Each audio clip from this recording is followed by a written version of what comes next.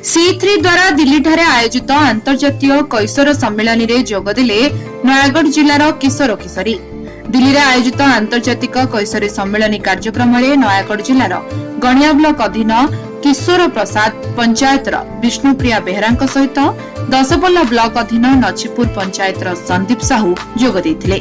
तेबे सेमाने ओडिशारू प्रतिनिधित्व करी राज्य रे प्रचलित लिंगगत वैषम्य, पुओ झियों मध्य तारतम्य एवं बाल्य विवाह भली गुरुत्वपूर्ण सामाजिक समस्या गुड़िको दृढ़तार सह उपस्थापन करिसेंति।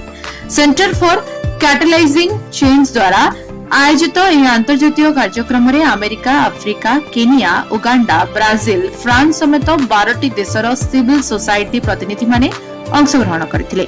ए कार्यक्रम माध्यम रे विष्णुप्रिया व संदीप नयागढ़ तथा ओडिशार किशोर किशोरी मानक समस्या और संभावना को विश्व सम्मुख में उपस्थापन करी सामाजिक परिवर्तन पाई एक सशक्त पदक्षेप ने ओडिशार युवपीढ़ीर स्वर को अंतर्जातीय मंच में पहुंचाइबारे सफल होइतिले, जहा राज्य पई एक गर्व और गौरवर विषय।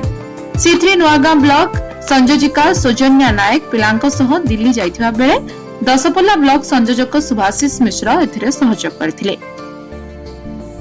नयागढ़ गणियारू सदाशिव पात्रंक रिपोर्ट, लिव लाइफ ओडिया।